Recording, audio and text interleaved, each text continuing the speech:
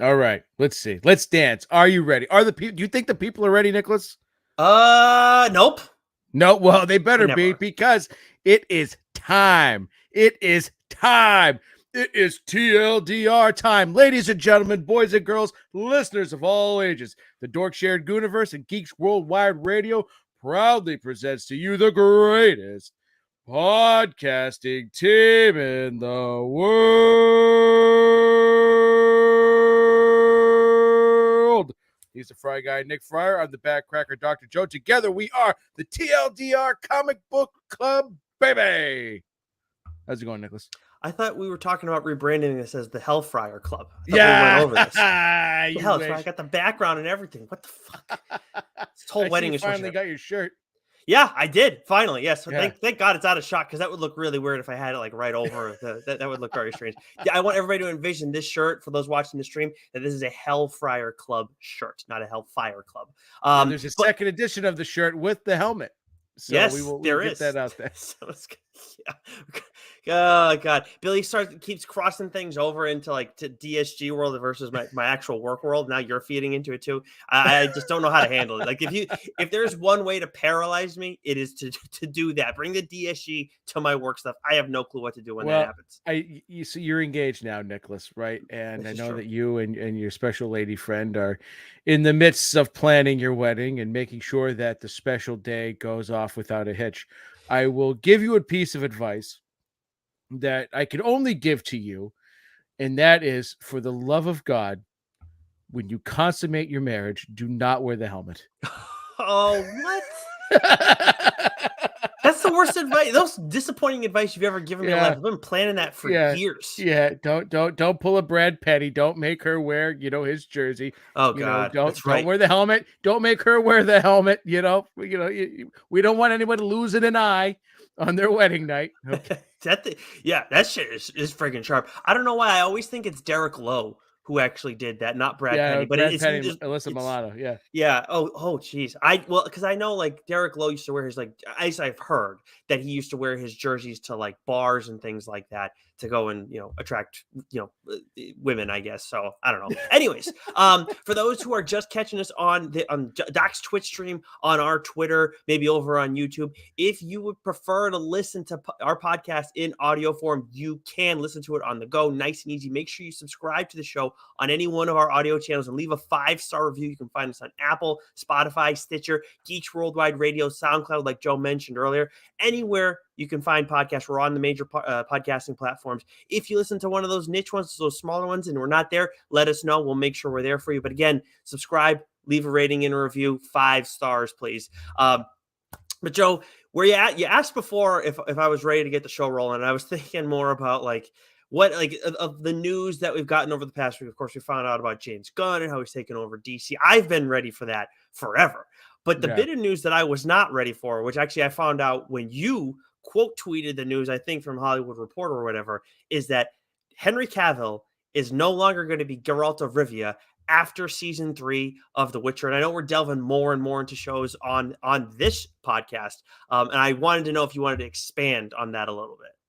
I am not willing to sacrifice Geralt for Superman. And I love Superman. And I love Cavill's Superman. But I'm not willing to give up his role as Geralt of Rivia for a role as Superman. Find someone else. The ship has sailed, right? Because it's just I love the Cavill Superman, but that's just all that's doing. Like, you have to at this point recast everyone, start from scratch. It's been the DCEU so fucked up from what Snyder tried to do, and then from what Whedon tried to do, and all this shit, and just boom. You got James Gunn. He's great. Start from scratch. The Witcher is a property that I originally started to love through video games. I've now listened to all the books. I know Geralt's story. I've seen the first two seasons, obviously, of The Witcher. Can't wait for season 3. And I'll tell you what, Hemsworth gets one fucking episode. I will know right off the bat whether he's got the chops to be Geralt or not, because I'm not worried about the story that they're going to tell. It's not like they're changing showrunners, right?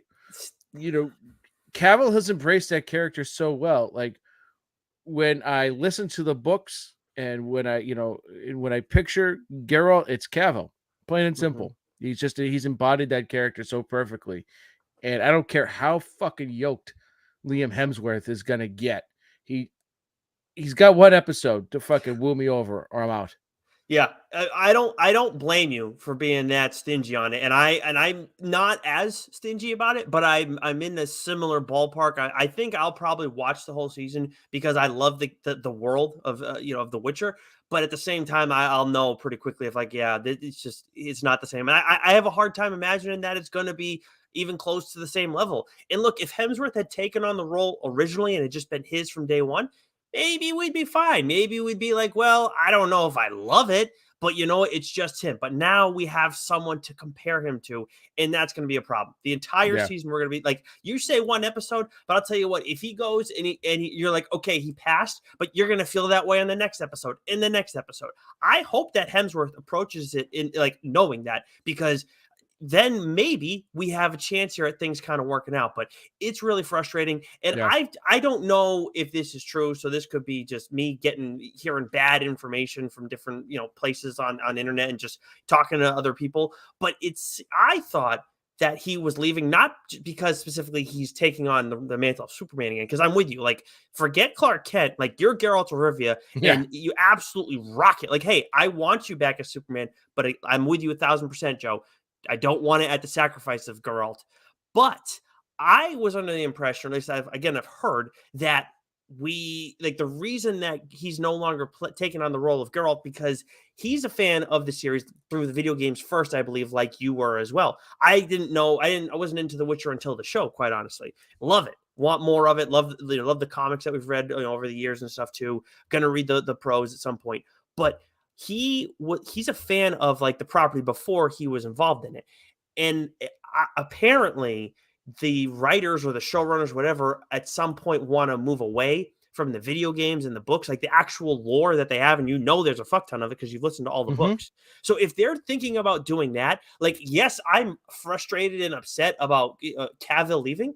But it's like it's worse than just him leaving. Like they're going in a terrible direction. So there's almost no way that they can win past season Well, 3. well, if that's the case, then I'm not going to keep watching the show anyways because it's probably going to stink, right? So Mm-hmm. it's like, Yeah. okay, so it almost puts Hemsworth in a really tough spot, right? Just a little bit. Because no win for him, because if the showrunners were to greatly depart from the source material and do their own thing, then you're looking at the last season of Game of Thrones bad, potentially, right? Yes. Because there is so much there. I mean, we've already seen it, right? They've already like fucked things up a bit with Siri and Yennefer, right? It's not Yennefer that loses her powers in the books; it's Siri, right? Wow. It's a completely different, right? Yeah. And so there's a lot of stuff they've already tinkered with, which is fine. They're still telling a good story, but like the way that the books play out, the story that's there, like you don't need to fuck around with it. I get making some changes here and there, right? Fine, but you don't need to just completely upend everything. So, I mean, if that's the case, then they get a whole other bag of worms to try to keep me invested in this show. But Yeah. I mean, I've loved seasons 1 and 2 so far. Dying to see season 3. So, we'll see. And if that's why he left, then maybe season 3 is going to be the last season I watch regardless. Either Mhm. way, it's looking like season 3 is going to be the last season I Yeah. watch, no matter which way you cut it. So we'll see what happens when 4 Immensely drops. But frustrating. I mean, like yeah, I saw when you tweeted, you're like, I'm out. I was like, you've got to be kidding me. You and I yeah. are dying for the third season. I'm too busy reading comics to go. I don't want to listen to the book personally. I'm too busy to go and read prose. It's always an issue for me. We've talked Well, you about got to this. commute now, right? Yes. Well, there's Get the that too. audiobook, pop Yeah. them in your earbuds. That's actually a pretty fair point. Look at that. You make some good points every once in a while. I'm not just a pretty face. This is very true. You are not just that. But we move. What you're ready to get started talking about our actual books? I know we can talk about Yeah, Geralt for like an hour probably. Maybe we'll yeah. do that after season 3. Maybe we'll Well, do we another. did. We did get some news. We did get some Witcher comic news. Dark Horse is putting out some fresh new Witcher books, Nice. either end of this year or start of the next year. So be on the lookout for that. I think I retweeted that out the other day. Mm. But yeah, we're going to be getting some new Witcher stuff, so I'm pumped about that. There's quite a bit, like, never mind the pros. There's quite a bit of comics out there from The Hmm. Witcher that we've talked about a few of them on here, but there's even more that we still haven't gotten a chance to look at, and we'll have to catch up on that at some point. But for now, let's get to catching up on some of the books that actually we've been behind on, that we've been trying to keep up with. Joe, what do you got for me? So I caught up on Shock Shop, issue 2 by Cullen Bunt. Absolutely loved it. I love the flip book, the 2 stories in one. If you haven't been reading Mhm. that, go to your LCS, pick up the first 2 issues. It's tremendous. I'm going to read a couple books here that I've already been reading, and then there's a couple that I just started reading for the first time that I'm catching up on. Hmm. So Darth Vader 28 again continues to be fantastic. This last issue was one of the better Nice. issues over the past several ones. It was terrific. And then Chip Zdarsky's Public Domain issue 5. I thought this continues just to get better and better, and Mhm. just more and more fun as it goes.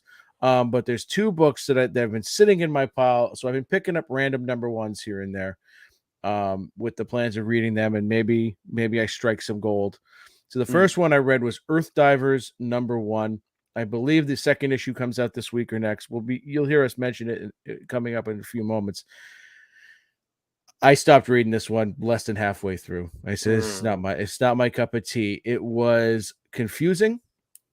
I think the premise was really great. And I remember reading this, the solicit way back when for this, and it's got a really great premise. It was just, there was not a lot of explanation of what was sort of going on. It's like this. It lost me. It didn't hold my attention. So didn't, How is unfortunately. the art just not?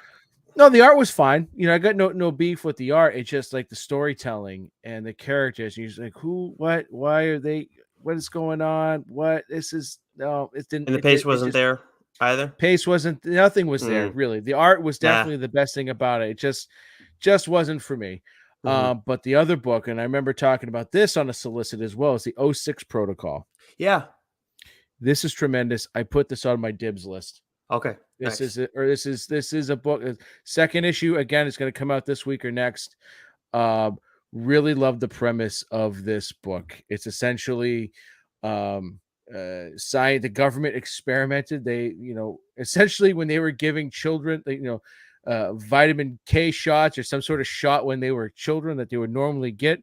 They had a group of 200 children, whose parents signed off, and they, with part of their vitamin K or whatever shot it was, injected them with something to become super soldiers, essentially. Mm. But something went horribly wrong, and they all became like rogue killing machines. And so now there's a government agency that's trying to track them down and eradicate them. So Huh? it was Okay. awesome. I enjoyed it very much. So those were some of the things that I caught up on. I feel like you sold that better than I remember hearing the solicit. I Yeah. feel like when we heard about it, because it's Aftershock, right? '06 Protocol, I Yeah, think. it sounded more of like, I remember like the vibe I got from the solicit was like a James Bond kind Yeah. of thing. No, And that's not it's your yeah, son. You made it it's sound way yeah, better. it's not that, man. This is really good. Nice, nice. As for me, I caught up on Batman Beyond the White Knight issues 5 and 6. You had said recently that I think it was actually last week when we were talking about issue 6, the penultimate issue for this the third White Knight series, that things picked up in 5 and 6. Things were absolutely a lot better. Completely agree with you on that front. Especially the stuff that's going on with Batman and Harley right now has been really, Yeah. really interesting. And I guess Jack to an extent too. Very quite odd in some of the Yeah. spots. Yeah. Gunslinger Spawn issue 13, caught up on that. Barbaric Axe to Grind. So this is the second arc of Barbaric. I talked about the first arc right around when the second one began. They're all 3 issue series, but some of the issues are a little, I can't remember if they're all larger than 20, 22 pages, or if they're like only some of them are. I think this one was like around 38, but awesome. Awesome. Like if you like wacky, zany, like I don't know. This just feels like when you think comic books, like this is kind of like what you're supposed to get. I think that's actually how Scott Snyder kind of puts it when he's talked about Barbaric in the past. And they're doing a whole shit ton of stuff over at Vault. Like I think I tweeted out, I know I tweeted out like the timeline that they announced and a bunch of different stuff that they're teasing for the Barbaric verse, I guess. So they got a lot going on there. Clearly been successful money wise too. So something worth looking into. listened to the episode that I did on that a little while back. That was in the 60s, so I don't know exactly what episode it was. Might have been 66, Joe. But anyways, Flawed. We obviously had Chuck Brown on the show a little while back to talk about that. Caught up on issue 2, and then also Public Domain, of course, by friend of the show Chip Zdarsky. It's funny. I was actually listening to another show that does like more interviews with creators. It's like solely interviews where we mix it up, and they were talking about Public Domain and how it's like such a low key book, and it really is. Like there's like there stuff happens, but it's very different from everything else that's out there from a pacing perspective. It's like you're reading a biography. Yeah, almost, right? Kind of is. Yeah, I think that's a good way to describe it. But that is it for me for catching up. So we can finally get to what's new this week and start our solicit, Joe. Why don't you take us through Marvel for what's coming out this Wednesday, the 2nd? All right. So this week we have Hulk issue 10. So I looked back. I was like, how far back am I? I've got to read like the last 6 issues. I think the last issue was 4. So I made a separate folder with all the Hulk books I have to catch up on. So I'm looking forward to catch up on that. You got to read some Thor stuff in there too, man. Yeah, Warm. It was good though. Trust me, it was good. Yeah. Like Donnie did a really good job with it. I mean, they're both by him. So yeah. Written She-Hulk issue 7, X-Men Red number 8, Star Wars Bounty Hunters 28, Black Panther 11, Avengers Forever issue 10, Savage Avengers issue 7, Damage Control number 3. And before we get into you know what? I'm going to rip through the number 1s here real quick because there is a book I want to dive into just a smidge here. So we have new this week from Marvel. We have Secret Invasion issue 1 written by Ryan North with art by Francesco Mobley. We have Deadpool number 1 written by Alyssa Wong with art by Martin Cuccolo. Marvel's top merc is back in business. We all know Wade Wilson is a top mercenary assassin in the Marvel universe, even if he's simultaneously the most annoying one. But he's pushing to make the recognition official as he auditions for elite group known as Atlier. So new Deadpool book. Alyssa Wong is a really good writer. So this has great potential, I think. We have Tiger Division issue 1, written by Emily Kim with art by Kreese Hyun Sung Lee. We have Guardians of the Galaxy Cosmic Rewind number 1. This is written by Kevin Schnick and with art by Victor Nava, Israel Silva, and Geraldo Sandoval. And then lastly, Cross-Gen Tales number 1, written and drawn by Various. And this just looks like a series of stories written by a whole bunch of different creators. Okay. Nice. So a bunch number 1s. The only one I'm really kind of interested in there is Deadpool. I might give that Guardians one a look, but I'm with you. Deadpool's the only number 1 really. That's a lock for me. Yeah. But the book I wanted to discuss really from Marvel this week is Punisher, issue 7, written by Jason Aaron. We've talked just about how great this book is, from the get-go. And this issue in particular, have you had a chance to read it yet, Nicholas? I have not, unfortunately. So this is going to be a real treat because there's not a lot that happens, right? So we're at a point in the story now in both this book and Daredevil where they're starting to come together, and we have some great action scenes between the two. But the star of this book is Maria. Really, it's a lot of narration, and it's a lot of her discussing the early parts of her marriage with Frank. And trying to get a better, she paints trying to understand who Frank is from her perspective, and it's really kind of emotional and gut punching. And I thought it was really well done. The art style is different between present and the flashback scene, which I thought was a great touch. So it's different than the Punisher books we've gotten so far in this series, but is one that really stands out to me because it's just great character work here, and the way that it was done through mostly Maria's narration, but then also the back and forth. I don't want to stress this enough. The back and forth between Daredevil and Frank, especially if you've been reading Daredevil as well, along with this, kind of know where those two stories are and how they're coming together and everything. This was an excellent book and is right up there for book of the week for me. How Chip tried to tell us these two titles are gonna peck. They're gonna just kiss one another. Like, what are you talking about? Yeah. They're like hand in hand. These two He titles. meant you're taking it literal Frenching. I think he meant it in the metaphorical sense, and that they're going to come together. These two storylines are on a collision course. You mean So in by a saying sarcastic sense? yes, Okay, got it. Okay, yes, yeah, all right. yeah. Well, fine. Maybe you're right. I mean, that would be on brand for him. Fair point. Ha! You got me, Chip. Well done. Well played, sir. You're not But easy to, yeah, you're not hard to get there, Friar. well, but yeah, I'm excited. I mean, Punisher is obviously like month to month is one of the better books out there. Again, we say all the time like how there was this like frustration and outrage over his logo getting changed. Yeah, who cares? And it's like, first of all, logo looks cool. Second of all, it makes sense for him now being part of the hand. And third, like in the end, you read that story, you ain't gonna give a shit. Like you're Yeah, not gonna think about that at all as you're looking through he's this. as vicious now as he's ever been. Yes. Yep. Yeah. And unpredictable. And I absolutely love it. So yeah, that's awesome stuff. Cannot wait to get on that one. And Hulk, same thing. Been loving what's been going on with Donnie, and Ryan Otley is obviously back now on the title now that that Banner of War event's over. As for DC, we have Poison Ivy issue 6, which is a book I'm going to talk about on the show at some point. Gotham City Year 1 issue 2. The Joker, The Man Who Stopped Laughing, issue 2. The New Champion of Shazam, issue 3. Sword of Azrael, issue 4. Monkey Prince, issue 8. Batman Night Watch, issue 3. And then we have 2 books we want to dig into, but there's also a first issue, which shame on us for not haven't read this week, but we got Batman and the Joker, The Deadly Duo, issue 1. Art by Arif Prianto.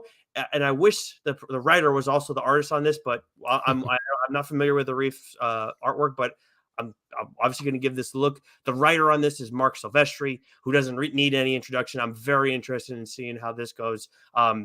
But there was another book on my list for DC this week that I had to make sure that was a higher priority when getting ready for the show, Joe. And that was Dark Knights of Steel. I believe it's issue 8 that came out this week. I'm drawing a blank on the number. Yeah, did I write issue 2? Yeah, You wrote issue issue 8. 2. Yeah, issue Yeah, 8 of issue 12 8. came out this week.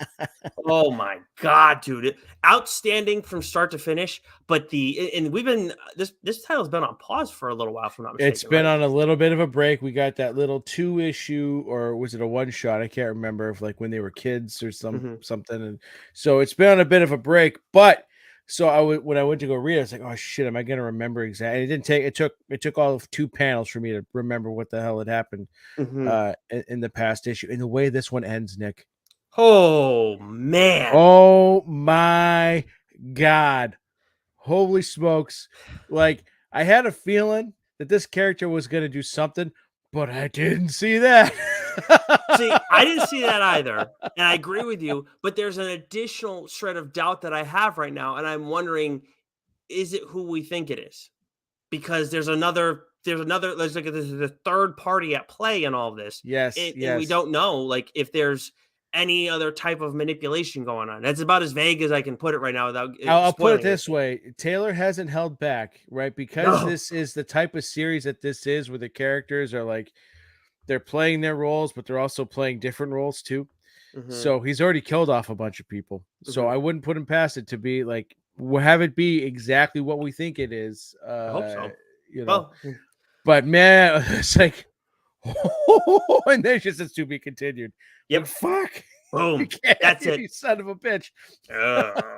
What? And yeah, and I think Yasmin Putri had been off the title for a little bit too. I don't know if it was just on issue 7 or the one before that, but good to have Yasmin Putri back because I Yeah, mean there's her artists. artwork's I feel like with DC, especially with Nightwing, we got Bruno Redondo doing a bunch of issues, and then you got someone else like Superman Kal-El's got it's annoying. various artists, so like, I don't know what's going on, if it's just because they're being used on so many other titles, but like, it's nice to see the familiar artists come back Yep. to the series, and Yep. it doesn't take away well, at least it hasn't taken away in the books so far, but I can see it can, Yeah. Oh, it totally can. like Especially when you like get you like know a what it did. I was reading Punchline, where Punchline was the second story in Batman for a while, Mm, and uh, I can't remember who the main artist was, but there was an issue where Sweeney Boo did the mm, art for the issue, and I can tell you, I do not like her art. One iota of it. mm. Not for me. and it took me out of that. I didn't even finish reading that little second story because Yeah. I nope, this I stinks. remember you talking about that. I do. Yeah, That name does sound familiar. It's pretty. It's yeah. definitely a different name. She's got her style, and it is wildly cartoony and just like Not for you. over exaggerated. Not my favorite. Yeah. Not my cup of tea. They cannot all be. I mean, I've said Nope. it a million times. So I mean, Dexter Soy is a big one for me when he was drawing Red Hood, and then they take him off it, and it's like, well, what the fuck, man? And I know like Batman and the Outsiders was like a solid series, but like, come on, keep him over there, and he loves that character. So at least I got him on Deathstroke right now. I've been really enjoying that. But speaking of artists that we like a shit ton too at DC, the main cover for this one is by Dan Mora. Oh, No. oh Yeah. my God, with Supergirl and Wonder Woman on the cover, it is badass. And I gotta Yeah. say too, I don't know who if Dan did the colors for the cover on this one, but no, it looks like he did.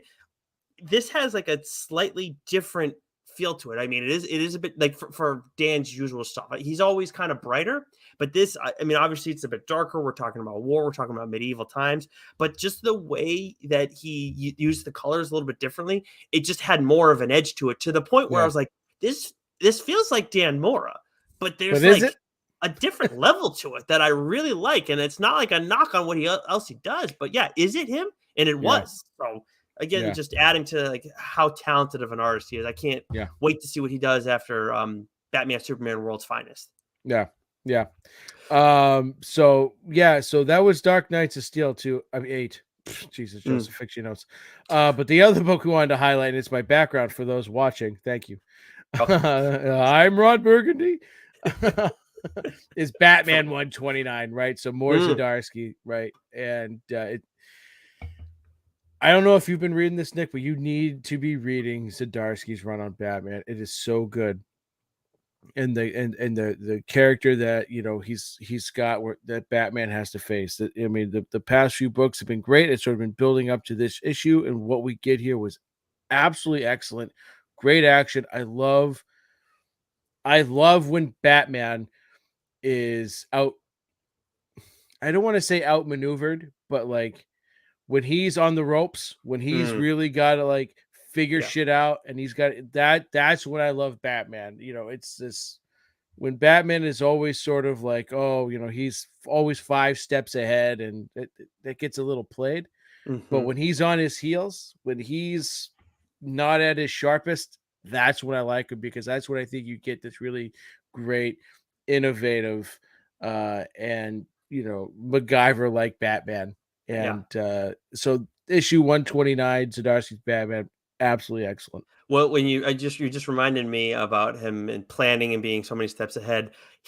Chip actually pokes fun at that in Batman the Night. I think it was in issue 10, if not 9, where he talked about like where Batman like realizes what like planning can do for him. He's like, oh, I kind of like this. Like, he literally says it like out loud, or maybe in his narration. But I was like, oh, the man just does not stop with his jokes. That's I'm reading it, but I am a little bit behind on Chip's run. But that's what he gets for being a sarcastic dick to me on the show. So I don't feel bad about it whatsoever. What do we got from Image this week, Joe? So Image this week, some real goodies, but light in terms of volume. Yeah. We've got Little Monsters issue 7. Tremendous. I love this story. Again, this is going to be another TLDR. This one's great. Bloodstained Teeth issue 6. Time Before Time issue 18, which I've talked about on this show not too long ago. Golden Rage number 4. Antioch number 2. And then we have a number 1 that came out this week. I had intended to read, just didn't get to it. Hell to Pay, number 1, written by Charles Soule, with art by Will Sliney and Rochelle Rosenberg. Rochelle. Couldn't help it. Tremendous. Great pull. Great pull. Hey, Bert. But basically, I won't read the whole. This book actually sounds fantastic. I'm not going to read the whole synopsis, but I will read this. Basically, the elevator pitch is Hellboy meets Indiana Jones. Ooh. Yeah. Ooh. Yeah. Ooh. So This I could am be in. I am in on that one. Yeah, Whoever yeah, gets this this is gonna first be might have to be call a quick dibs. one. Yeah, Yep. okay, yeah, all right. So yeah, so it's a race for this one. So Hmm. the two books that we want to discuss this week. Let's start with friend of the show, both friends of the show. As honest, could be any one of the two, but with Hmm. Declan Shelby, Old Dog issue 2. We absolutely loved the first issue, and we had a blast talking with Declan Hmm. about this book. And so, what was great about the first issue was that, and I talked to him about this, I had to go back and read it a few times. Not that Yeah. I was confused, but there's like some time stuff. I want like when you put it all together, and there's like little things you miss, you want to pick up, right? And that's something I actually enjoyed about it. Like sometimes. Going having to go back and reread something, I'm getting not my cup of tea, but it worked. It worked, and so with this issue here, it's a little bit more linear, right? We don't have so much of that, like, huh? What? Do I have to go back? Okay, what's going on here? Like, we're set in it now, but then the way that this issue comes together and the way that it ends, oh man, absolutely fantastic. Yeah, I mean, when we were talking about it beforehand, you said like the rereadability on this series so far is through the roof, and for me, that's not something I'm generally looking for in a comic. Like, that's just not how I roll in general. Like even when you look at shows, like sure, rewatch some things, but that's kind of like when you want to shut off. Whenever I'm reading, like I want to be engaged, I want to be hearing different stories and throw myself in it and everything like that.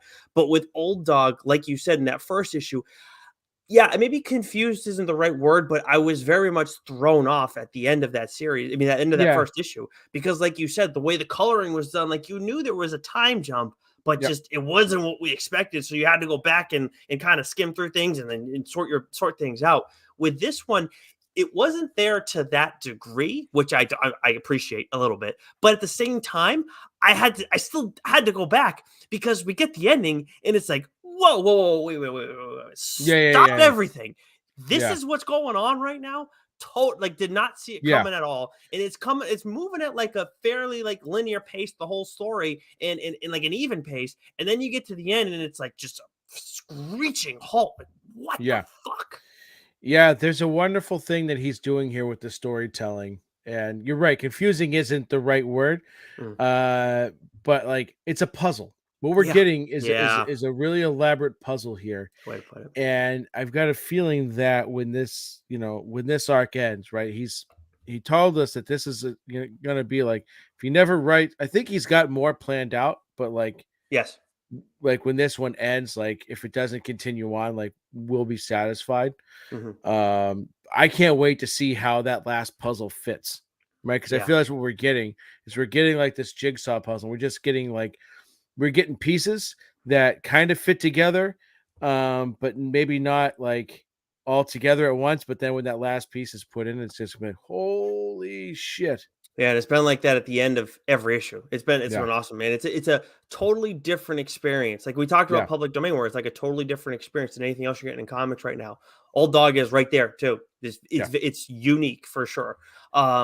And then we got one other book that we want to talk about from Image. I feel like we hit on this every month. At least we always hit on one Spawn book each month. Of course, now we have 4 going on right now, 2 of which are written by a friend of the show, Sean Lewis. And the best one of the bunch is the first one that he took on, which is King Spawn. Issue 16 is out this week, Joe. And more importantly than anything, we always talk about Sean's writing, but we also, always got to mention Javier Fernandez's art. But we Huh. talk about artists who had kind of like stepped away for a second or whatever. He kind of stepped away and was doing. I think we saw him do some DC stuff recently. And look, I'm blanking on who stepped in. Did he do something for Philadelphia or Anita Haas?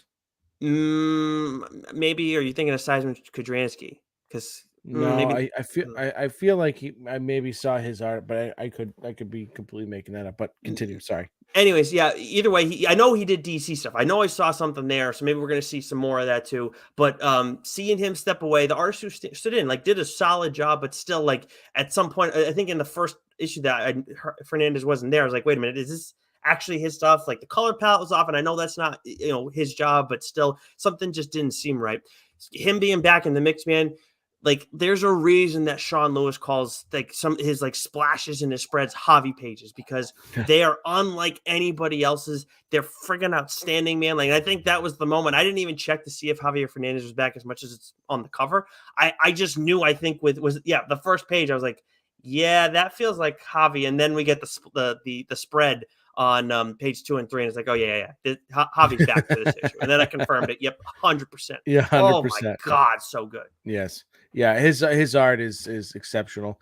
Consideration for artist of the year. Francesco Francavilla is up there as well, just for the stuff they put out this year. But the art aside, we're at this convergence now with all these Spawn titles. We're all starting to really kind of come together and kind of hit their stride. And King Spawn has not only been the most consistent, but like I feel like the past few issues, it's kind of been like it's been a bit linear, right? And we're just sort of waiting for the big thing to build, and that's what we get in this issue.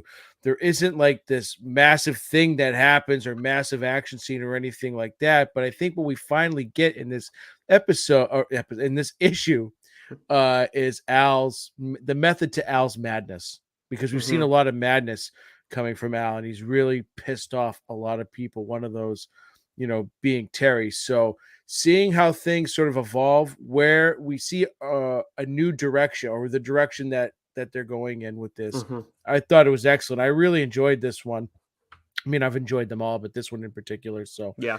I liked the seeds that are planted, and I almost kind of feel too, without giving anything away, like, without saying, names or anything, there might be a little bit of a red herring here.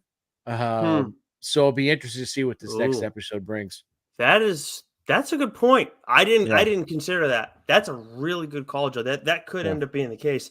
And for me, I read, after reading it and like seeing Javi's art back in the mix and everything, I was so caught up in the art and all like Yeah. the crazy visuals that I was like, as we're getting ready for the show, I'm like, wait, what happened in it? But you're absolutely right. Like, what's going on with Al? What's going on with Terry? There's a specific moment where like you see, I can't say who's involved in this moment, but it's just like oh.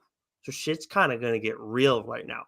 So Yeah. and it's great, like where we've been waiting for the Wanda stuff. We still haven't gotten to the Wanda stuff yet. I think it's going to be quite a while longer. But with everything that Al's got going on right now, it was like it was a moment that's like, this is where we're going to go next, and this is where we're going to start to explore stuff. And I don't think things are going to get clearer because there's so much deception in this book and with Spawn in general. But I think now we're going to start to go down this other rabbit hole, and I am very much excited for it. Also, one thing I wanted to note before we move on to some of the other companies that we got to highlight, Joe. The main cover for this is by Puppeteer Lee, and like there's moments where like Spawn is like an action book, like an adventure book, right? But there are horror elements to Spawn. There's no question about it. And Javi does such a good job pulling it out. But man, the Puppeteer Lee cover is absolutely horror. Like if no one knew Spawn and you saw this cover, you would think this is some of the scariest shit out there. Puppeteer Lee is a tremendous cover artist. I shouldn't qualify him as a cover artist. He's a tremendous artist, and he makes some tremendous covers for a lot of these books. Yeah. Oh God, so good. Let's see. So from Skybound, of course, published under Image, we got Walking Dead Deluxe issue 50. From Boom, we got Magic the Gathering issue 20, a series that I fell off on big time.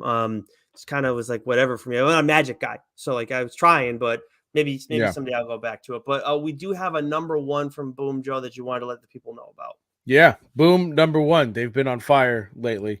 Behold Behemoth, issue 1, written by Tate Bromble. I wanted to say Bombadil, but that's Tate Bromble, with art by Nick Robles. Grayson's world is crumbling following his brother's sudden and mysterious death. His sleepless nights are haunted by vivid nightmares of a terrifying monster, pushing him to the brink of losing both his sanity and his job as a social worker. But he is truly shaken to the core when his newest case, a young orphaned girl named Wren, is found at the scene of a brutal murder just hours after meeting Grayson. The line between nightmare and walking life blur as Grayson soon discovers that the monster from his dreams might just be real, a mythical ancient beast that is bringing about the end of the world with shocking connections to both him and Wren. Yes. Yeah. I'm in. Yeah.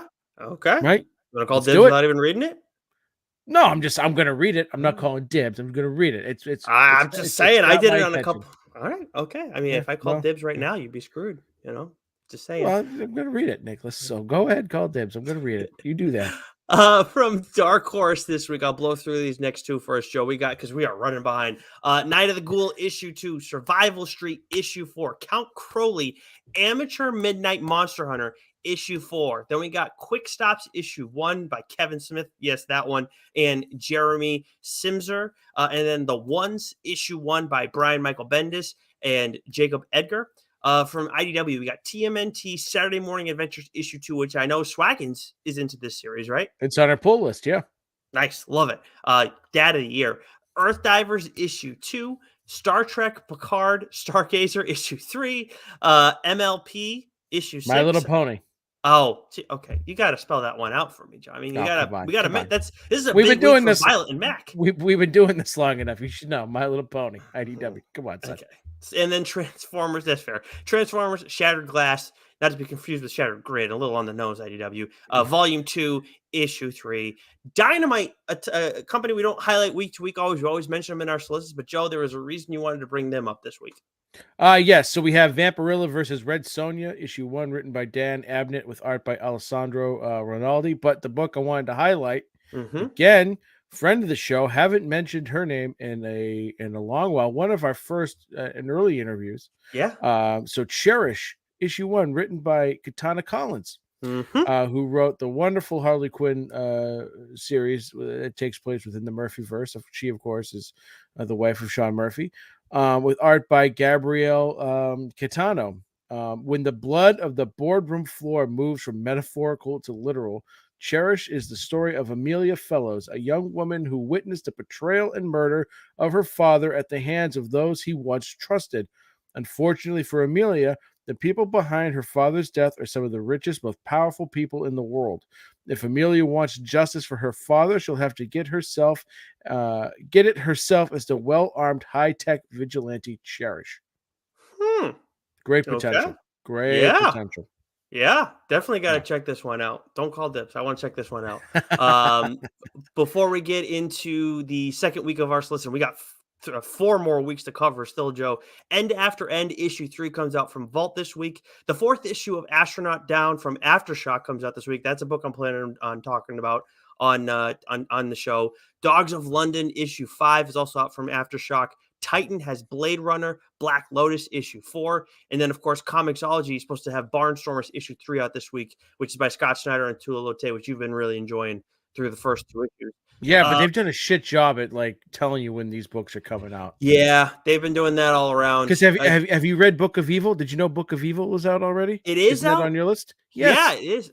See, yeah, and then like what was it? Canary? Like Canary 3 was supposed to come out a certain week, and then it wasn't out. So then I haven't read Canary 3 yet, and that's like it's supposed to be a big deal. Like, and obviously I enjoyed the first 2 issues of that, but that's just been that whole thing's been a little frustrating how Comixology, and that is like that's on Comixology. Like that's their stuff. They have to promote their stuff better.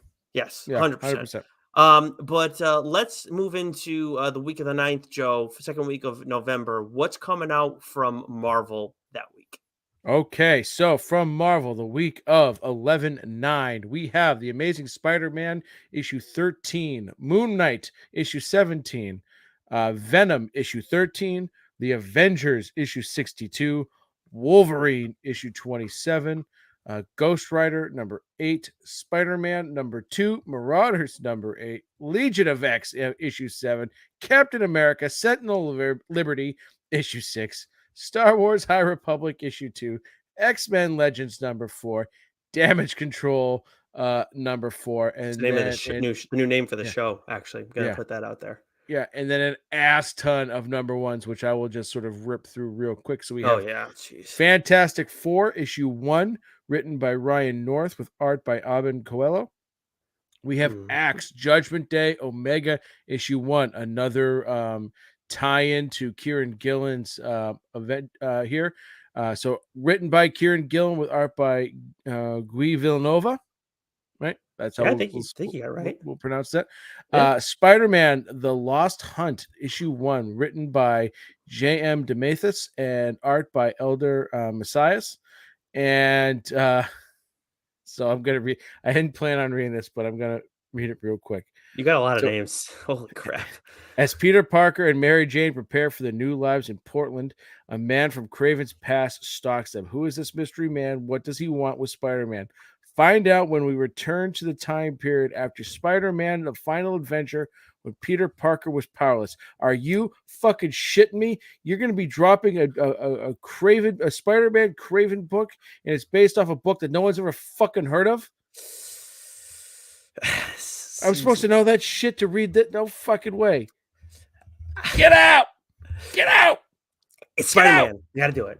Gotcha. Yeah. Just Every give me idea. a fucking Craven book. Just do a fucking Craven book. Get out of here. For fuck's sake. I'm not interested. I'll tell you that. No, not one bit. Not one bit. Okay. What else we got? Two more. We've got hold on, I wanted to write that rant down. Okay. Oh, okay. Proud of you. We have Black Panther Unconquered, issue 1, written by Brian Hill, tremendous writer, with art by Alberto Foch. And then we have Sabretooth and the Exiles, issue 1, written by Victor LaValle and Leonard Kirk. And this is, if you've been reading the X-Men mainline, you know what's been going on with Sabretooth. He's been exiled from Krakoa, so this is going to be a Sabretooth story, following that storyline there, which should be pretty good. Well, there was a Sabretooth title too that we had that was also solid. Yeah, that was pretty solid. And this looks like it's just really spinning off of what was going on from that. So also, right, the Sabretooth title was fantastic. Is that done?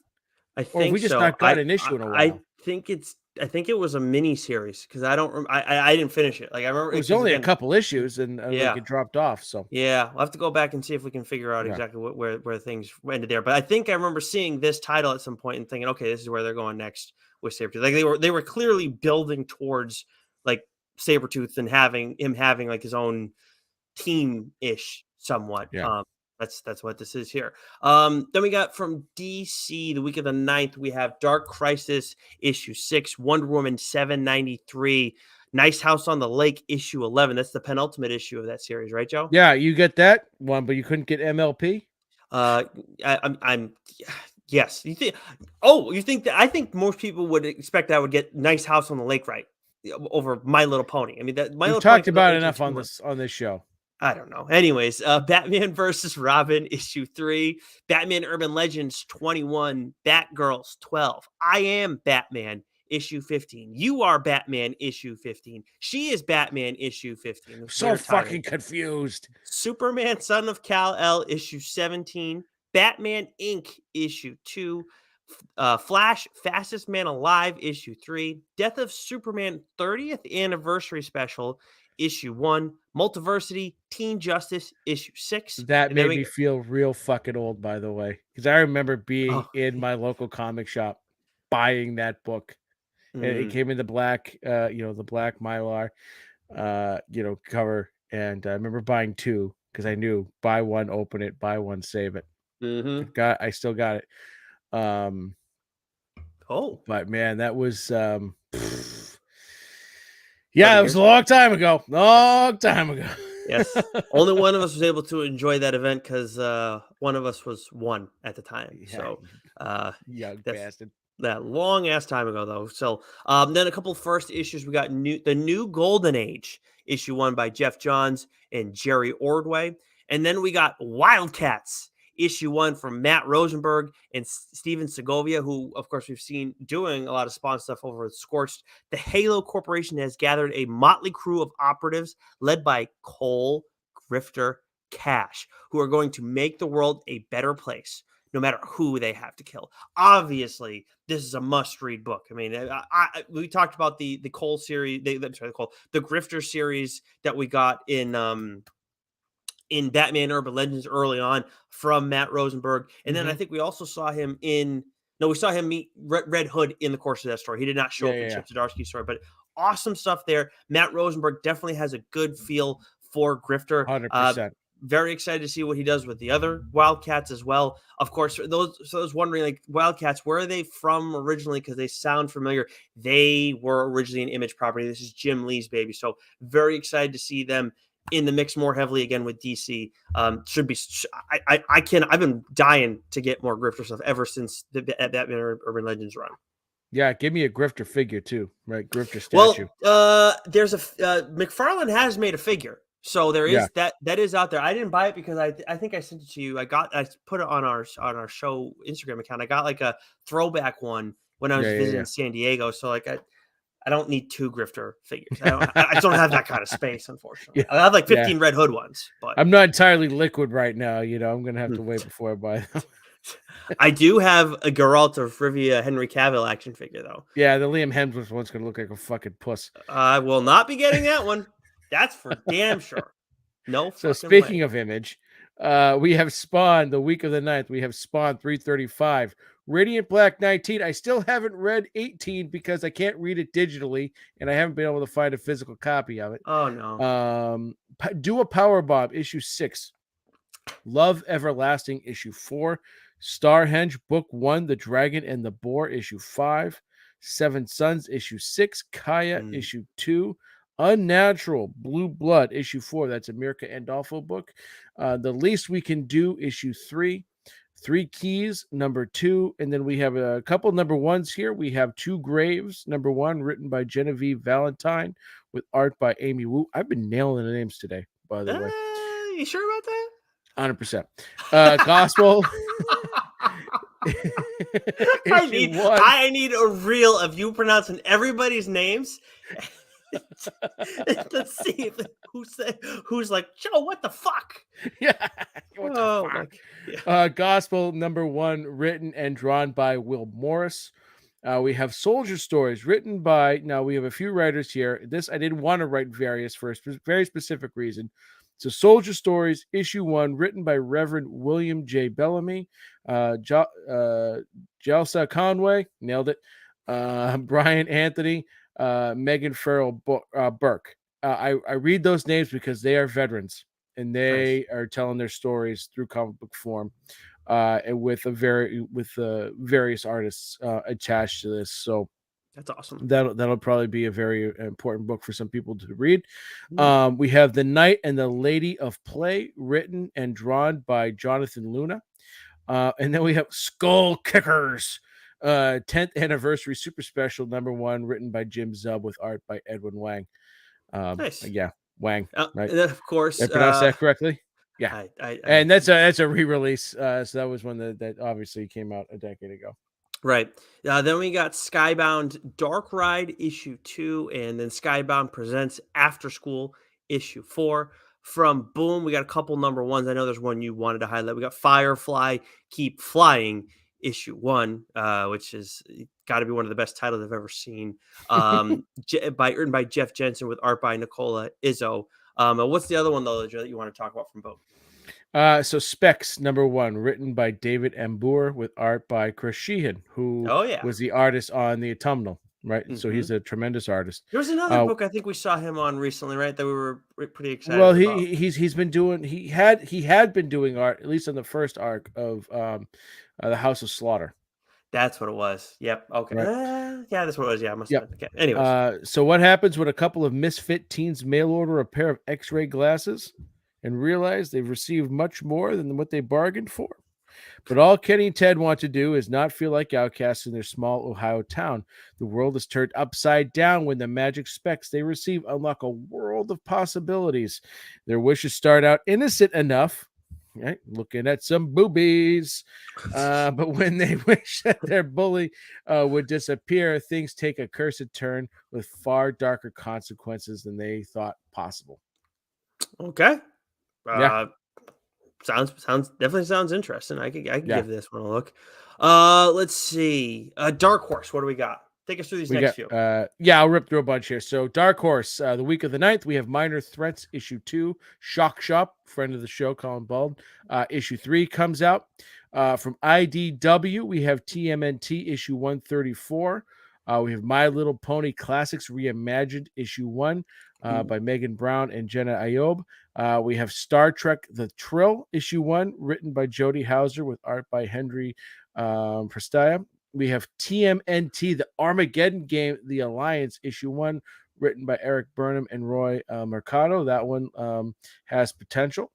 From AWA, our friends over at AWA, we have Year Zero, Volume 0, issue 2 coming out. Loved the first issue of this, so I can't wait to see where this one goes. And then again, from another one of the friends of our show, Charles Arday, we have Gun Honey, Blood for Blood, issue 3. Again, absolutely tremendous series. From Vault, we have Heart Eyes, issue 3, and Dark Interlude, issue 5. And then Aftershock, Nicholas. This is one of the biggest weeks I've ever seen from Aftershock. It's usually 1, 2, maybe 3, 4 titles. Like I'm usually questioning 4 a is like the max. lot of this. Well, what Astronaut Down's on this list, and that was one we just mentioned is supposed to be out this week. So there's something screwy over. Yeah, but this over is, there. like I'm thinking of Comic Geeks. Yeah, so take this with a grain of salt. But we have Calculated Man, issue 4, Astronaut Down, issue 4, Samurai Doggy, issue 3, Where Starships Go to Die, issue 5. Oh, this is another book that I caught up on. There's Something Wrong with Patrick Todd. I read issue 3. That's an excellent series. So issue 4 drops the week of the 9th.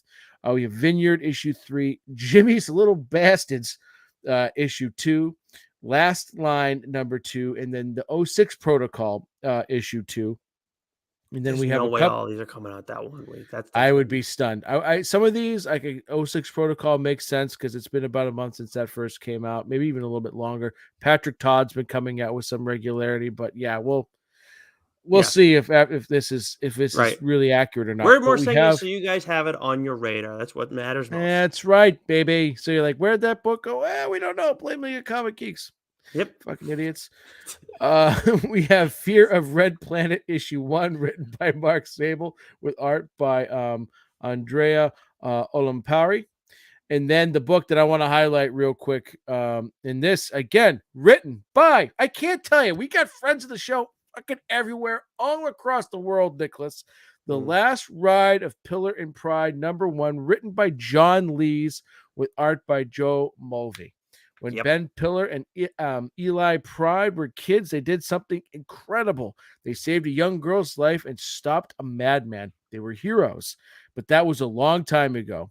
Now, with their career as young adult adventure novelists in decline and their friendship in similar dire straits, the pair embark on a road trip back to their old hometown in hopes of mending their relationship.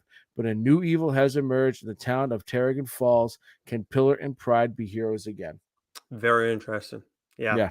John Lee's obviously kicks ass. Like when it comes to, Aftershock, you always think horror. Like this. Very much in on this one. And I am curious too, if we have any listeners out there who've read A Calculated Man. I did want to read this when that first started, but I think that was the first issue came out, I think, in the course of my move and in relocating from different states. I would love to know if people are enjoying A Calculated Man. So please feel free to hit us up in their DMs, whether it's Instagram or Twitter or my Twitter account at Fry Guy. Was it Fry_Guy1, whatever the fuck it is. But I would love to know, because if Calculated Man's been good, I want to give it a shot. If it's TLDR, where they'd love to talk about it on the show at some point. At Fry_Guy1. It's right there on the banner there. Yes. And you still managed to get it wrong. Anyways, from Comixology, we got Dudley Dotson in the Forever Machine, issue 3, which is on my list. Again, that one. Have you not read it yet?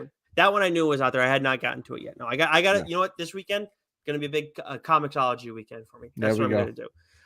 Then we got the week of the 16th that we got to move over to, Joe. Again, as always, please start us with Marvel.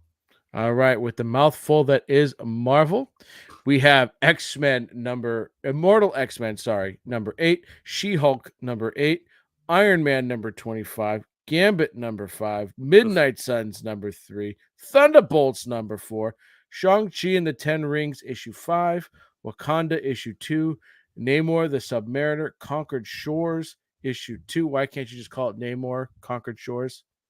I don't know. Right. And then a series of maybe should be the name of the title. Andor, more like Blandor. Billy. That was a really good one. But That I've was- seen some people saying like that actually it was pretty good. So I don't know. I haven't watched it yeah, yet. yeah, we'll You're see. not gonna watch it, are you? No, I'm not. Um, I probably will at some point, but not right now. Not now. So the number ones we have for coming out. What week are we in now? We are in the week of the 16th. So we have Blade, Vampire Nation #1, written by Mark Russell with art by Miko Swayan. We I might have give it a Gold. look. Just Yeah, because yeah, Blade. yeah. That's just me. Anyways. Gold Goblin #1, written by Christopher Cantwell with art by Lam Medina. Star Wars Hidden Empire, issue 1, written by Charles Soule with art by Stephen Cummings. I'm just so sick of Crimson Dawn stuff. Like, Hey, remember when I said, "Oh, I'm gonna read that second arc of all the Crimson Dawn stuff"? I didn't. yeah, I did. yeah. I think I read the first issue and then that was it. Like I thought I was gonna, but there's just too much good stuff out there, and this is just like whatever. If I you might want give to, this. I might give this a shot because it looks like there's some mention of the Knights of Ren. So maybe we get some more about that. So I'll read this first issue, man. But like, man, I'm not. no. If I want I more I, Star Wars stuff, I give don't me get hard Sith. for Crimson Dawn. Give me old Sith shit. That's Yeah, what I want. Like this is yeah, like, no, they yeah. didn't do a good job with this in the first event, and that's where you They lost us. they botched it a bit, yeah. Yeah. Demon Wars, Shield of Justice, issue 1. This is a a Peach Momoko venture. We have Captain America and the Winter Soldier Special, issue 1, written by Jackson Lansing and Colin Kelly, with art by Kev Walker. And then we have Murder World, Avengers #1, written by Jim Zub, Ray Fox, with art by Jethro Morales. So It's a Murder fucking World Avengers. Yeah, I'm gonna give this one a peep. I'm gonna peep this okay. one. Yeah, Yeah, I mean, and I'll tell you what, like we Thunderbolts, like I have another thing I haven't stayed on top of, but like that first issue was solid. Like I thought it yeah. was like I remember looking at that thing like, it's gonna like I don't know if I'm really interested. There's a lot of characters I don't really know, just a few in the mix, and then Hawkeye not really moving the needle for me. Like no, they did a pretty good job. So Yeah. I might go back and check out that more. So yeah, Zubs is doing a lot more stuff over at Marvel right now. DC, we got Nightwing 98, which of course is one of the best books coming out month to Getting month. closer to Nightwing 100, man. Oof. Yeah, very excited for that. I mean, just in what's been going on with that title in general. Obviously, Taylor and Redondo, whenever Redondo's around, have been killing it. The Flash 788, Batman Superman World's Finest issue 9, Catwoman 49, Deceased War of the Undead Gods issue 4, DC versus Vampires, which I just talked about recently. This is the the miniseries within the main title. DC versus Vampires All Out War issue 5, Black Adam issue 6, something I wasn't actually able to stay on top of. Might go back and look at it, but it just didn't move the needle enough. It was a solid first issue. That was about it. Harley Quinn, the animated series, Legion of Bats, issue 2, Looney Tunes, 269, GCPD, The Blue Wall, issue 2. And then for first issues on the week of the 16th, Joe, we got Batman, One Bad Day, Mr. Freeze by Jerry Duggan and Matteo Scalera, which, I mean, that is a pretty kick-ass tandem right there. Mm-hmm. Dark Crisis Worlds Without a Justice League, Batman issue 1 by a friend of the show, Cy Spurrier, and Megan Fitzsimmons, with art by Dan Jurgens and Norm Fitzmartin. Repmund. What? Fitzmartin. What did I say? Fitzsimmons. What the fuck? Did I just have a stroke on air? You might Okay. have. Stargirl, The Lost Children, issue 1 by Jeff Johns and Todd Knock. I got that one right. Todd Knock. I feel like we only see him do cover art all the time, right? Yeah. Stuff on Instagram. So I mean, I'm not particularly interested in Stargirl, but hey, Todd Knock art. Okay, I might give it a look. We'll see. But what about Image? Okay, so from Image, we have Gunslinger Spawn 14, 8 Billion Genies, issue 6. So good. That So is it? good. Cannot wait to Awesome. talk about that. That ends at issue 8. Like that moves to the top of my list for books to talk about on the show when Love that's that. done. Love that. Love that. That's why we do the show, folks. The Bone Orchard Mythos, 10,000 Black Feathers, issue 3. Ordinary Gods, issue 10. I've got to catch up on this. Nita Hawes Nightmare Blog, issue 10. Above Stakes, issue 5. And The Deadliest Bouquet, issue 4, which I've been enjoying. There's a #1, Voyages, issue 1, written and drawn by Sum Yi Kiesgen. But we each have a book here, Nicholas, that we'd like to highlight. Yeah, so I'll go first here. We got Noctera Val Special issue 1. which is written by Scott Snyder and Tony Daniel. Of course, Tony Daniel is the artist on the mainline stuff. But the artist on this one is actually Francis Manipal, who, of course, for anybody who's heard Joe talk about one of his Scott Tober books, The Clear, or it's just Clear. It's The Clear, right, Joe? It's the clear. Yeah, I Yeah, love Francois Manipal's yeah, art. He did some cover art for Nocterra that I've got hanging up in Bag End here. yeah. He's just got a vibrancy to his art that I absolutely love. So it's been a long while since we got a Nocterra issue, and of course, at the very end of the last issue, like we get like there's a crazy thing that happens, a lot of action. Then we get a huge development with a very important character. Actually, it's Val, and that's not given. That's giving something away, but not really much. Very like I've been waiting for this to come back, waiting to see what's going on with Val. So very much into like getting this back up and running again, get this next arc going. And I can't wait to get my hands on this one. Yeah, I mean, we've been dying for more Nocterra, so I'm glad to see that something's coming Mhm. back with this. We know that Scott's very busy, but the other book I want to highlight is another one of my favorite artists, and Scotty Young. I don't know what it is about Scotty Young's art that I love so much because I just fucking slammed Sweeney Boo for being like wildly cartoonish and over the top, but that's exactly how I describe Scotty Young. But Oh it's yeah. it's so different because it's very unique. He's just got this sort of like little gremlin kind of feel to his characters, and the colors are always they're bright and vibrant, but it fits like what Sweeney Bo does is she takes characters like Punchline or example and just over exaggerates them, right? His stuff, like he does a lot of covers, like he'll do Daredevil covers and he does it his style. And I guess it's one thing when it's a cover, but when it's his own work and it's his own characters, it just I don't know, there's something about it that I just enjoy. hmm And Yeah, so he that's a huge thing. Like I do wonder, like when we talk about like an artist, there's sometimes where it's just like it's like art that we don't think is good. That's not what you're saying in this case. I do wonder if like you saw her art in a different context, like with different characters who don't. well, it's a different type of over exaggeration. It's almost anime like. And I'm not to sit here and say like I've been reading a lot more anime or manga. It's a lot more manga like or anime Mhm. like I should say, right? Like Either the way. big eye. There's just something about it. Like it turns me off. But Mm, like Scotty Young's is over exaggerated, but it's very unique. It's very different. And so he's known for a book that he wrote called I Hate Fairyland, and he wrote this series a long time ago, uh maybe a decade ago or a little less ago. So he's bringing it back. I Hate Fairyland issue 1 by Scotty Young and Brett Bean, and everyone's favorite green-haired axe-crazed maniac returns in this Deadpool meets Alice in Wonderland adventure. Gert is all grown up and living in the real world. Times are tough, and the only job she's qualified for has her trying to find her way back to the place she hates most, Fairyland. So he won an Eisner Award, for this, I believe. And Middle West, he was a writer on Middle West. Right? I absolutely love Middle West. He's a writer on Twig, The Me You Love in the Dark. So he's written a lot of books that I just enjoy. He's a great writer. he His art's is. unique, so I'm looking forward to this. Yeah, I just wish he would. I mean, look, I get it. Like once you start writing enough, like it's you're gonna write more. Obviously, like from a business perspective, it's like you can do a lot more writing and still make really good money and make more money than artists where you're just doing the one book. But I'd like to, if we got him just focusing him just this the one book he's run, kind of like what Chip's doing with Public Domain. That'd be kind of cool because I agree with you. I like his art a lot. I mean, he did some Rocket Raccoon stuff years ago, and I remember reading that, and I really enjoyed that too. Definitely more like not like this like crazy edgy stuff as much as you think you could do that with Rocket, but it really fits his art style. And I think there's something to that too. Like when you know how to tell a story that fits the art style that you're dealing with when it's your own, like it makes more sense that it would be easier for you to do it. So very excited for this. And I trust, like, I don't know Brett Bean's art style, but I trust that, Scotty Young's picking somebody who's totally going to fit his vibe and the tone of the story. As for Skybound, the week of the 16th, we got Chroma issue 1, which is written and drawn by Lorenzo De Felici. From Boom, we got Something is Killing the Children, issue 26. Wind, The Throne in the Sky, issue 4, and The Approach, issue 2, which you called dibs on that one, right, Joe?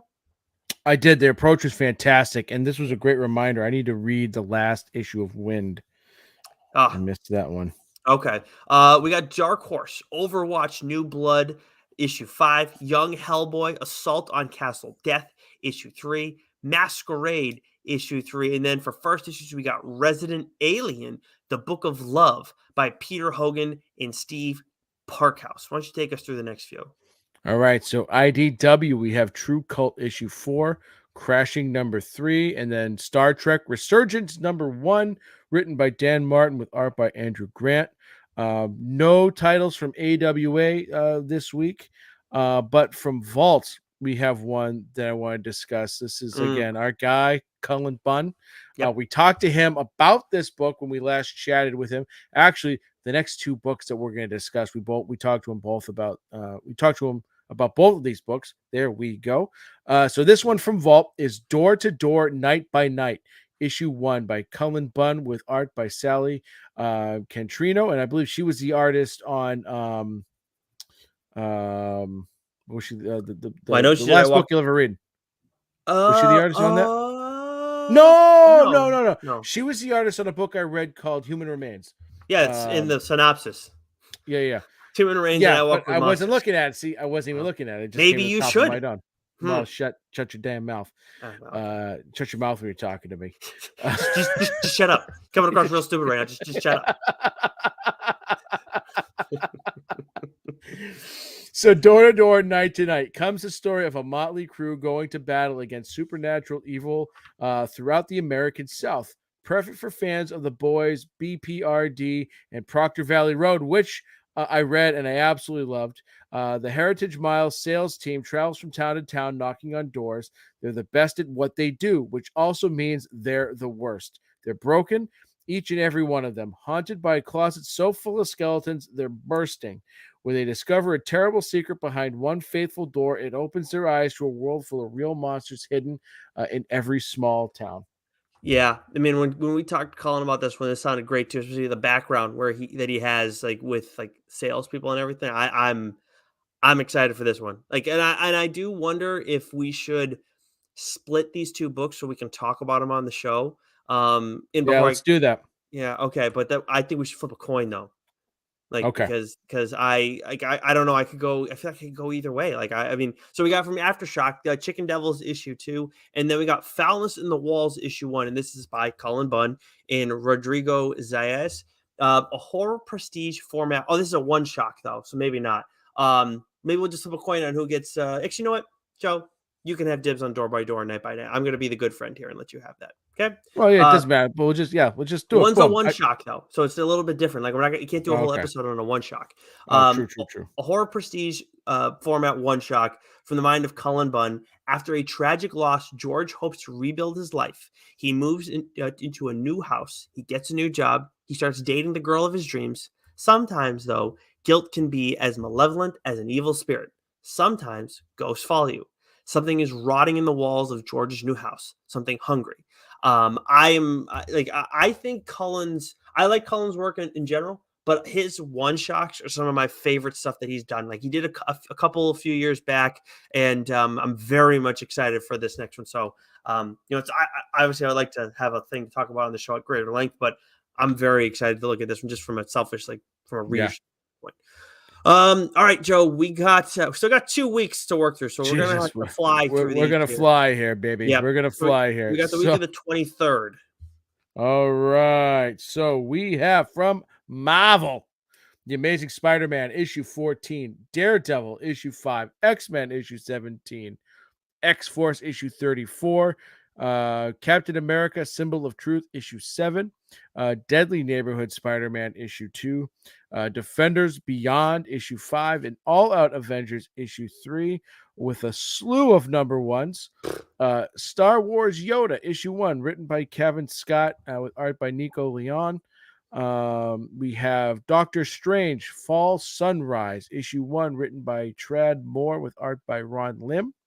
We have Star Wars Revelations issue 1 written by Mark Guggenheim with art by Salvador Larroca. And then we have Ghost Rider Danny Ketch Marvel Tales issue 1 written by Howard Mackey with art by Javier Saltares. And then Nicholas, take us on to DC, my friend. We got Detective Comics 1066 from DC on the week of the 23rd. Then we got Action Comics 1049, DC versus Vampires, issue 11. That's the main line. The Human Target, issue 9. Harley Quinn 24. Deathstroke Inc. 15, which, by the way, I think this Deathstroke year one run, I think it wraps up right here. I might talk about just that arc on the show. I like some of the stuff that Josh Williams was doing, but I've really enjoyed this year one stuff. And I think I want to expand upon it more in on the show when that's all done. Tim Drake, Robin, issue 3. Batman, Gotham Knights, Gilded City, issue 2. Punchline. Small little thing here. They should have been promoting this, but with the Batman Gotham Knights books, sort of like what they did with Fortnite. If you buy them, you can. If you have the game, there's some things that you can, codes where you can get, whether it's bits of armor or skins or whatever for the game. So just want to throw that out there. That's cool. Yeah, they should be promoting that a lot more. But Punchline. Did you get it? No. I remember we talked about doing the whole thing with it and everything, and now Yeah. I don't know. Punchline, the Gotham game issue 2, the Batman and Scooby-Doo Mysteries issue 2, Batman Fortress issue 7, and then for number ones we got Dark Crisis, the Dark Army issue 1 by Mark Waid and Dennis Culver. And then actually that's it for first issues from the week of the 23rd from DC. I appreciate you shortening Dark Crisis, by the way. So week of the 23rd. This is Thanksgiving week, baby. From Image, we have Department of Truth, issue 22. You wrote Vanish, but you meant Vanish, issue 3. Vanish. Vanish. We have Rogue Sun, issue 8. It's been a while since we've gotten Rogue Sun, so I'm pumped for this. The Scorched, issue 12. Hitomi, issue 2. Image, issue 8. The Magic Order 3, number 5. And final issue of this arc. So I'm very excited. Yep. And then from Image's imprint, Skybound, we have Creep Show, issue 3. And then I'm just going to run through Boom right here. Before you do that, Joe, real quick, for those wondering, the Scorched issue 11 actually came out last last week for us. So some reason we didn't get the review copies. Don't know what happened there, but get your LCS if you didn't last week, if you didn't know it was there or whatever. Hopefully you have it on your pull list, so you're fine. But just something that we found out well after the fact. So I wanted to throw that in everybody's right through Boom. Yeah. Okay, so Boom. We have Mighty Morphin Power Rangers issue 102 and Studios Stuff of Nightmares issue 3. I don't know why you wrote Studios. Just Stuff I'm Ron Nightmares. Burgundy. Yeah. Sorry. I was like, what the fuck is I'm reading that? And you're then working hard today, man. I tell you. It's the booster, man. I got the COVID booster. Mine's yeah. We have Once Upon a Time at the End of the World, number 1, written by Jason Aaron with art by Rico Renzi.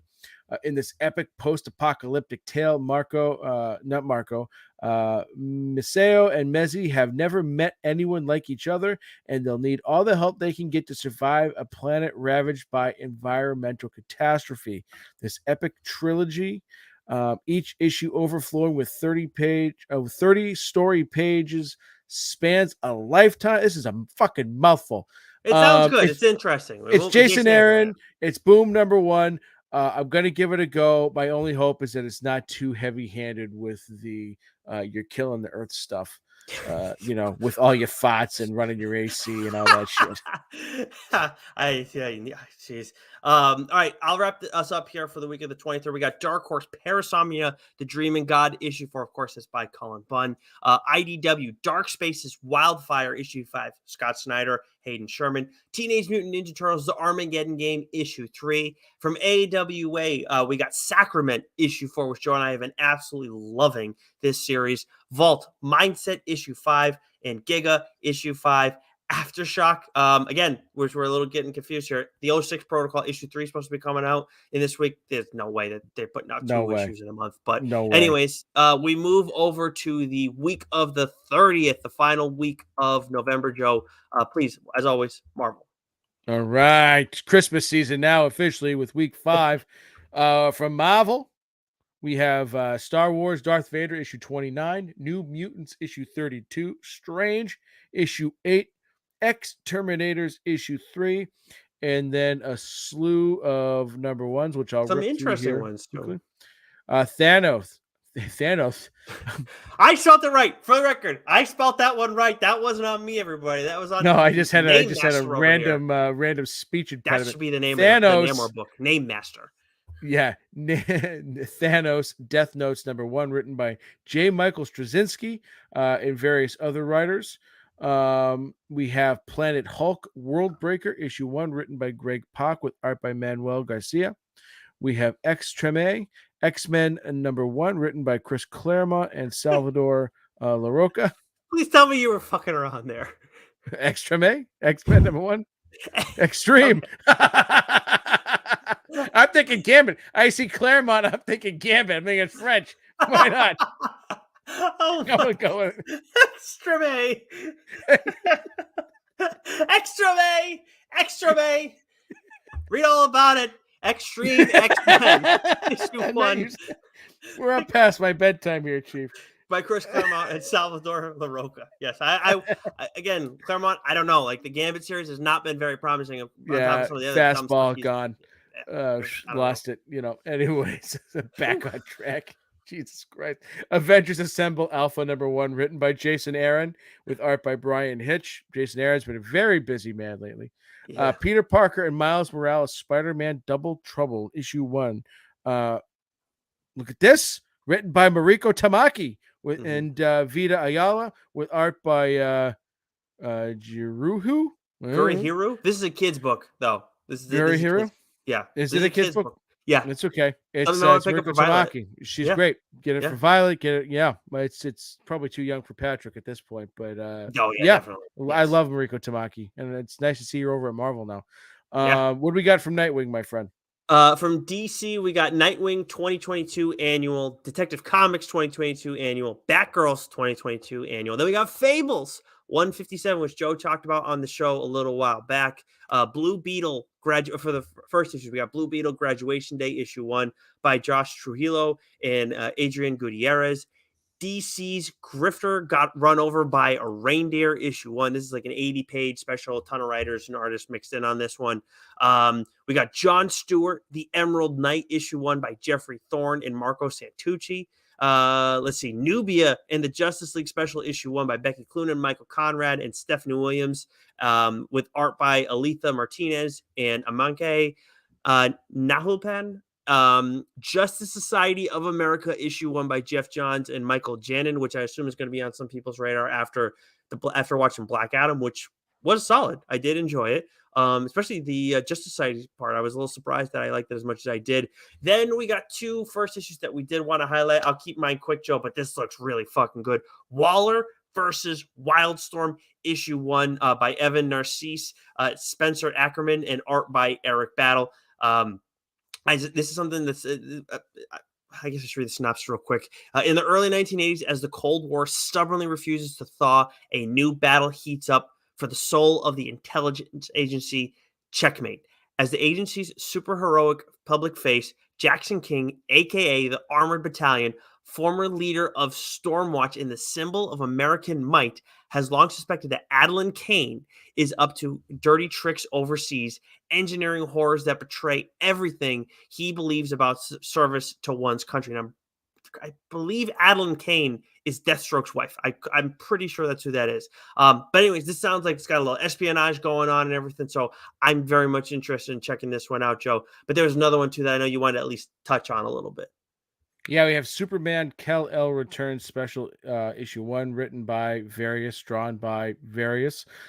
So we saw it in the last issue of Superman Son of Kal-El. Superman is back, and he's returned from his long sojourn to Warworld. But what ramifications does this hold for the broader DC universe in this special issue? I'm glad that Superman's back. I love what Tom Taylor's been doing with Superman Son of Kal-El. I hope that this doesn't end that run. This is all leading up to what looks like a big issue in Action Comics 1050. But I'm glad to have Supes back and off Warworld. Yeah, and I think that there's like a whole other thing they have planned for John Kent moving forward. If I remember seeing like there's a new. This one was it's going to end, I think, with issue 18, but there's a new title that's in the works for. As long as it's Taylor. I don't know. Taylor. That I don't know for sure. By the way, just circled back on it as you were going through that Superman stuff. I was correct. Adeline Kane is Deathstroke's ex-wife. Let's see. From Image, Joe, the week of the 30th, what do we got? We've got King Spawn 17, Undiscovered Country 22, Philadelphia 26, The Dead Lucky 4, Old Dog 3, Lovesick 2, Flawed 3, American Jesus Revelations issue 2. One of these things is not like the other. And then we have a number one dropping that week, Plush number 1, written by Doug Wagner with art by Daniel Hilliard. And then from Skybound, we have Stillwater issue 16. I believe this story is coming to an end soon.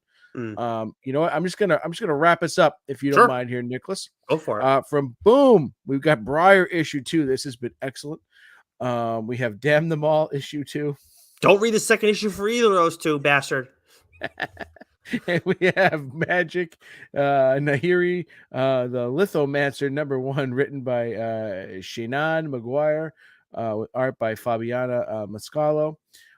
From Dark Horse, we have The Roadie issue 3, Dead Mall issue 2, and then we have Kolshai in Hell issue 1, written by Mike Mignola with art by Ben Stenbeck, I should say. And then to round things out here, we've got Star Trek 2 from IDW. We have Absolution number 5 from AWA Studios. That's wrapping up that first arc.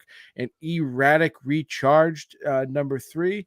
And then lastly, from Aftershock, we have Something Raw with Patrick Todd issue 5. So I feel like Aftershock is going to be all over the place this month. And half of what we said is going to be coming out this month probably won't. A lot of stuff to be excited about is what it comes down to at the end with that. Yes. Got a lot of good stuff going on right now. But yeah, that is the month of November. There's a lot of stuff coming out, obviously, with that extra week. Of course, it adds a little bit, but that is it for the November solicit. Thank you for everybody for sticking around. And if you haven't already, make sure you subscribe to the show wherever you listen to your podcast, again, Apple, Stitcher, Spotify. Tell a fellow comic book reader. Jeez. All right. Now I'm starting to hit me, Joe. Tell a fellow comic book reader, tell your local comic shop about the show if you haven't already. We appreciate the support. Until next week, Joe, I think we got a mainline plan for next week, if I'm not mistaken. Yeah, I got to figure this out because I'm gonna be living it up in South Carolina for the weekend. So I got to prepare ahead of time. Yeah, you got to do some work, man. But until then, have fun in South Carolina and stay sexy. You know it.